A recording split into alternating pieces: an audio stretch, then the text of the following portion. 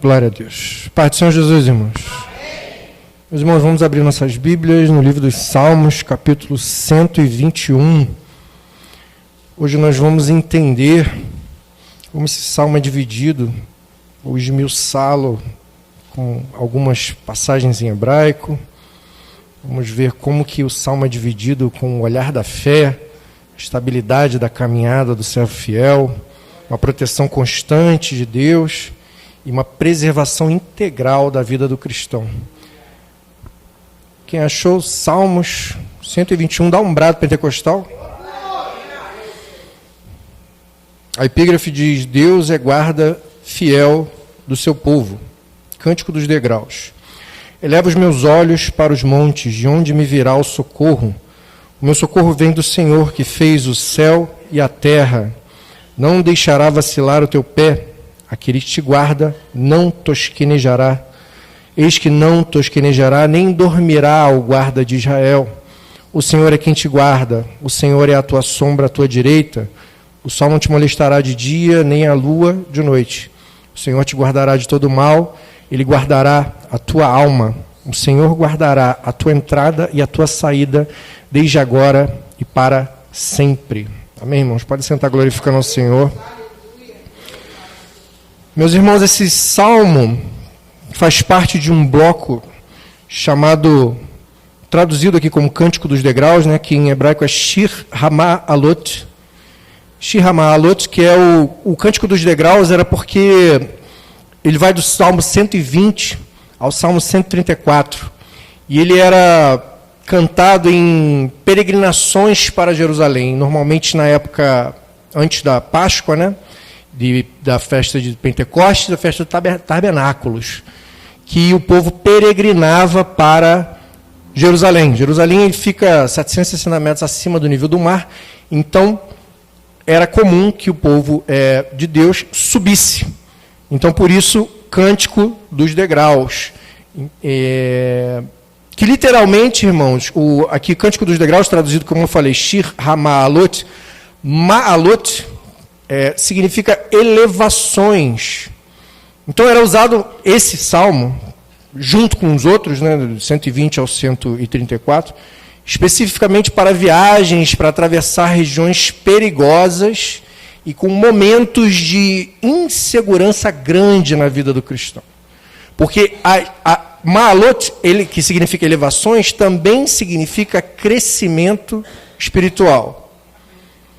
Então, o salmista, aqui nós não sabemos, não temos confirmação de quem é o autor. Alguns estudiosos atribuem o salmo a Davi, porque tem alguns salmos desse bloco de Cântico dos Degraus que foi Davi que compôs, mas não há confirmação histórica, então não temos confirmação de quem é o autor. O salmista aqui, ele começa no primeiro versículo, Salmo 121, elevo os meus olhos para o monte, de onde me virá o socorro. Irmãos, elevo, aqui é o verbo essa, que significa elevar com expectativa. Mas, particularmente, irmãos, o verbo, ele está, no hebraico aqui, ele está no tempo imperfeito, que significa uma ação contínua e habitual. Por isso é um salmo de crescimento espiritual, porque você eleva com expectativa, eleva buscando a Deus continuamente. É algo que não para, é um hábito. E por que os montes? Né? As cidades, irmãos, costumavam, principalmente Jerusalém, né, elevada. Então, e as fortificações também, as fortalezas, torres de vigias, sempre ficavam no alto, nos montes.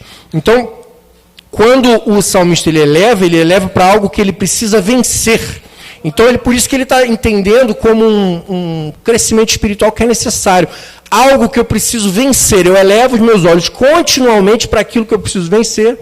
De onde me virá o socorro? Interessante que montes também, irmãos, traz um outro significado, porque eram onde ficavam os altares pagãos. E também é um outro significado da palavra essá, que é esse verbo, né, que também significa suportar um peso.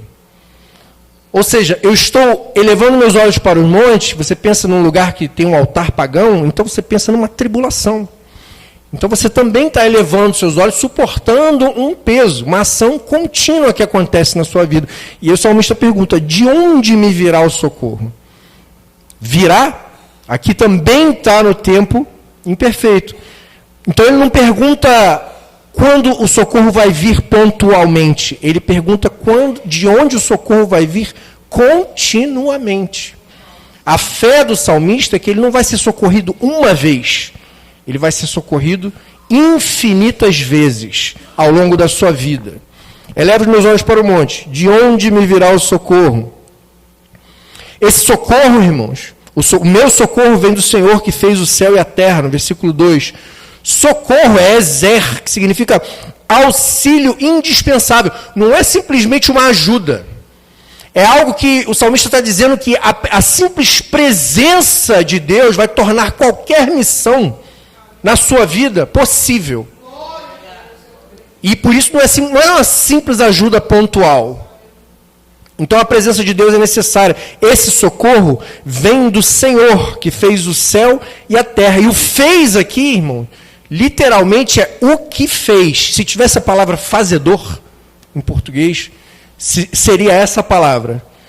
Porque também representa uma ação contínua. Está no particípio ativo. Alguém que está continuamente exercendo uma ação. Ou seja, o Senhor ele não só fez a terra, o céu e a terra. Ele suporta o céu e a terra continuamente. Ele provê, ele cobre, ele guarda, ele dá tudo o que é necessário para que o céu e a terra se mantenha continuamente. Por isso que aqui é o fazedor, aquele que mantém, o que faz, o que fez, que continuará fazendo o céu e a terra. Por isso o socorro que vem continuamente precisa vir daquele que supre todas as necessidades de toda a terra. Então no versículo 3, o salmista agora entra num bloco, irmãos, versículo 1 e 2 aqui, o salmista fala da origem, né, de onde vem o socorro. No versículo 3 e 4, ele já vai falar como que Deus sustenta e vigia a nossa vida sem parar. É uma vigilância constante, sem cessar. E esse salmo, ele é composto sempre de 2 em 2 versículos, esses blocos de 2 em 2, tem sempre o mesmo tema. E aqui é o 3 e o 4, porque o salmista fala sobre a estabilidade da caminhada. Não deixará vacilar o teu pé, aquele que te guarda não tosquenejará. Irmãos, vacilar aqui, no hebraico original, é mot, que era um termo usado para edificações e reinos. Então não é simplesmente escorregar, é sair do fundamento. Então, se eu uso essa palavra para uma edificação, e eu estou falando que ela vacilou, eu estou falando que ela saiu da base dela completamente. Não é simplesmente escorregar e continuar. Então você pensa como o escândalo, né, que é a pedra de tropeço, que serve para o inimigo bota o escândalo na igreja como pedra de tropeço para o cristão tropeçar e sair do caminho estreito. Esse é o objetivo. Então você pensando nesse fundamento que a gente precisa estar em Cristo, no caminho estreito, vacilar não é simplesmente escorregar, é tropeçar e cair fora do caminho estreito. Do caminho apertado que leva à porta estreita. Então, irmão, o vacilar aqui é perder completamente o equilíbrio espiritual. É um termo que está sendo utilizado para a vida espiritual do cristão. Então, o salmista ele é claro aqui quando ele diz que não deixará vacilar teu pé. O deixará aqui, irmão, não deixará também está conjugado no tempo imperfeito no hebraico, que significa uma proibição absoluta. Deus não vai permitir jamais que você se desestabilize na sua vida espiritual, que você perca o seu equilíbrio espiritual. E a cultura hebraica, a caminhada representa a sua vida. Então aqui não é simplesmente não deixará vacilar o teu pé, aquele que te guarda não tosquejará.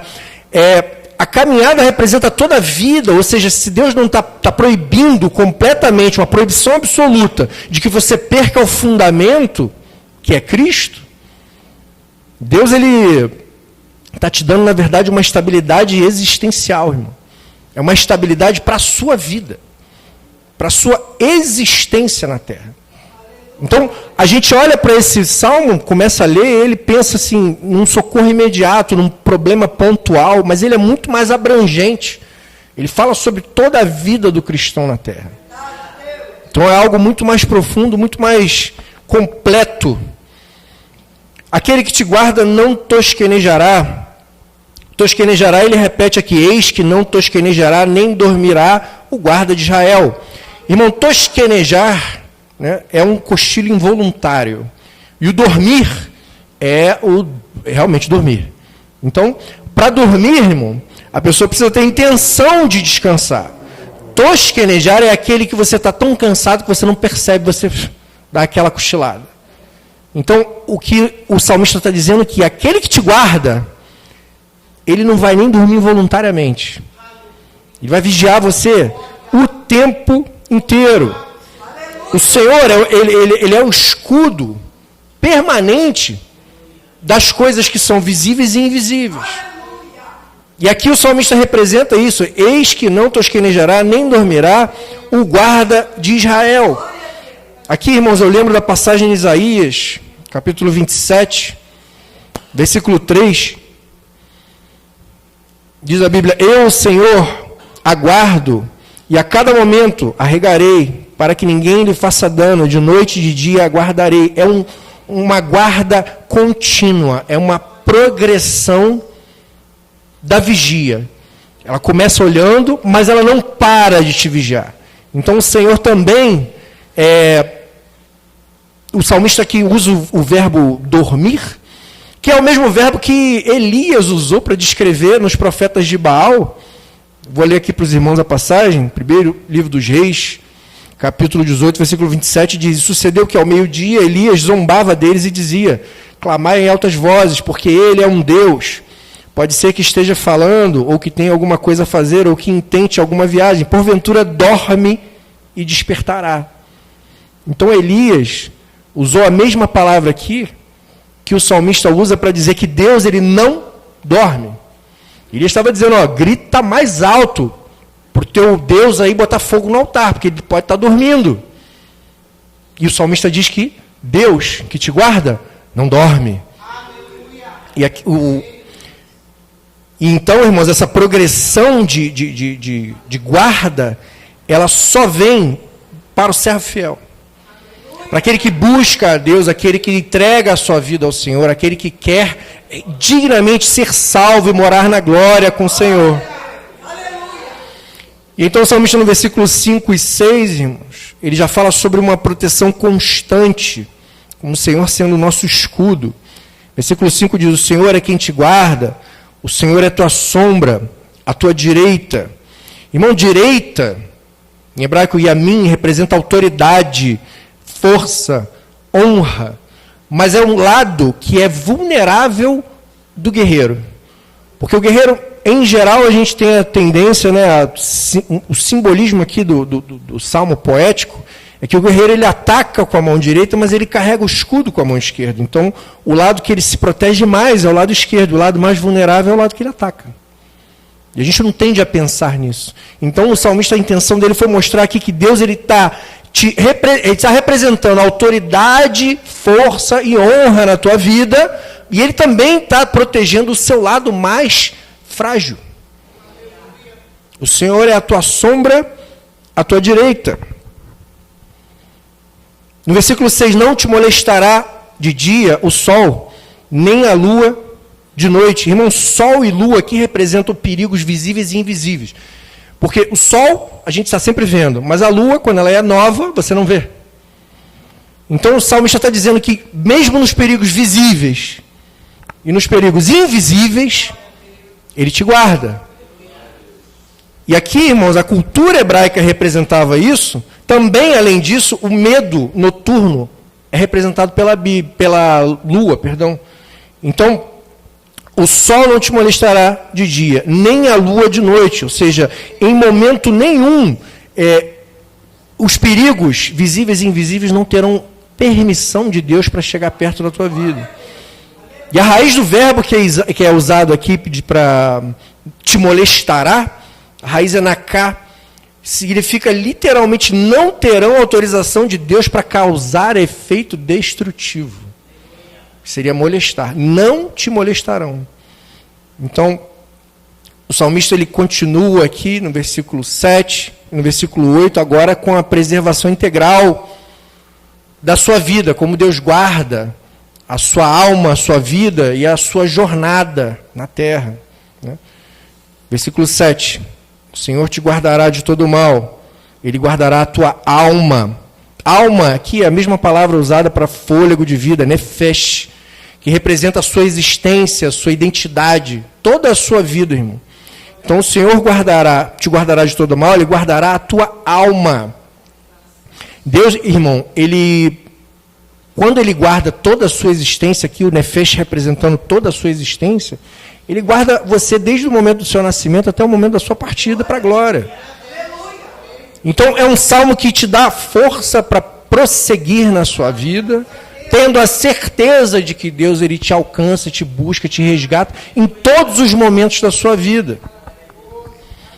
Versículo 7. O Senhor te guardará de todo mal. Ele guardará a tua alma. Versículo 8. Guardará a tua entrada e a tua saída, desde agora e para todo sempre. Irmão, aqui acontece um mistério muito interessante. Em hebraico tem uma palavra chamada merismo. Merismo significa quando você tem entrada e saída, você tem dois extremos. Mas os dois extremos, eles estão representando o todo que está entre ele. E Deus não vai guardar só o momento que você entrar, e Ele não vai guardar só o momento que você sair. A entrada e a saída está representando todo o percurso. Então Deus vai te guardar em todo o percurso. E aqui a gente faz até um paralelo aqui, eu gosto de fazer, irmão, em Deuteronômio, capítulo 28, no versículo 6, a Bíblia diz, bendito serás ao entrares e bendito serás ao saíres. Essa passagem aqui é uma promessa de que as bênçãos alcançarão o servo fiel. E a gente sempre prega aqui, né, irmão? Bênção é consequência de vida no altar. A gente não tem que buscar a Deus para ser abençoado. A gente tem que buscar a Deus por quem Ele é. Não pelo que Ele pode dar ou fazer por você. Eu busco a Deus pela promessa de vida eterna na glória. Eu quero que meus pecados sejam remidos, perdoados. Eu quero morar na glória. Eu quero morar no céu. E para isso, irmãos, eu não quero pensar em bênçãos na terra, porque isso pode me distrair do meu foco no Evangelho. Eu quero pensar em buscar a salvação. Bênção é consequência. E essa passagem em Deuteronômio 28 fala que a bênção ela alcançarão, como se fosse perseguir. O servo fiel, irmão, ele tem bênçãos que correm atrás dele. As bênçãos chegam em você e você não precisa nem fazer nada. Então, essa é a beleza do Senhor te guardar nesse merismo que é usado aqui, da entrada e a saída, nesses dois extremos, porque o Senhor te guarda o tempo inteiro. E esse salmo ele não está focado em bênção, ele está focado em socorro. Mas não um socorro pontual, num socorro contínuo. Daquele que continuamente te protege, te guarda e provê, não só para você, mas para toda a terra e todo o céu. E aí, irmãos, aqui eu entro no mistério mais profundo desse salmo, que é a palavra chamar, que representa guarda, ou guardar, é o verbo guardar. Misteriosamente, esse verbo aparece 7 vezes, né, em conjugações diferentes, ao longo desse capítulo de Salmos. Aparece primeiro na epígrafe, Deus é guarda fiel do seu povo. Aparece no versículo 3, aquele que te guarda não tosquenejará. Versículo 4, nem dormirá o guarda de Israel. Versículo 5, o Senhor é quem te guarda. Versículo 7 aparece 2 vezes, o Senhor te guardará de todo mal, Ele guardará a tua alma. E no versículo 8, o Senhor guardará a tua entrada e a tua saída desde agora para todo sempre. Esse guardar, o verbo chamar, significa literalmente guardar, preservar. Só que aqui ele também está no particípio ativo, que significa guardar continuamente. Não é simplesmente o verbo poderia ter sido usado no passado, Mas no passado ele ia representar uma ação que foi feita e ficou concluída. Poderia ser usado no futuro, que ia representar uma promessa num tempo distante. Você aguardaria ela chegar. Mas não, ele está sendo usado aqui no participativo, que significa um estado permanente de guarda. Então, por 7 vezes o salmista usa esse verbo guardar num estado permanente, numa guarda contínua. E não é simplesmente uma guarda que Deus te protege. Essa palavra aqui é usada como fidelidade contínua a um pacto. Qual pacto? O pacto que Deus fez comigo e contigo, irmão. A nova aliança. O derramamento de sangue de Jesus na cruz, que reme o meu pecado, o seu pecado, e nos dá a promessa de vida eterna na glória. Essa nova aliança é um pacto que, quando o Senhor te guarda, nesse estado permanente de guarda, Ele está continuamente sendo fiel ao pacto que o Senhor fez conosco. Então, irmãos, esse salmo é uma exaltação a toda a presença de Deus na nossa vida. É um lembrete de que Deus ele age continuamente na minha vida, na tua vida, na nossa vida, o tempo inteiro. Não é para você ficar com medo de um problema pontual na sua vida. Tenha certeza de que Deus está continuamente te guardando. E a intenção não é simplesmente te guardar de um problema ou te abençoar depois. A intenção é que você se lembre que Deus está sendo continuamente fiel ao pacto que Ele fez conosco, a nova aliança no sangue de Cristo que foi derramado na cruz. Que Deus abençoe a igreja em nome de Jesus.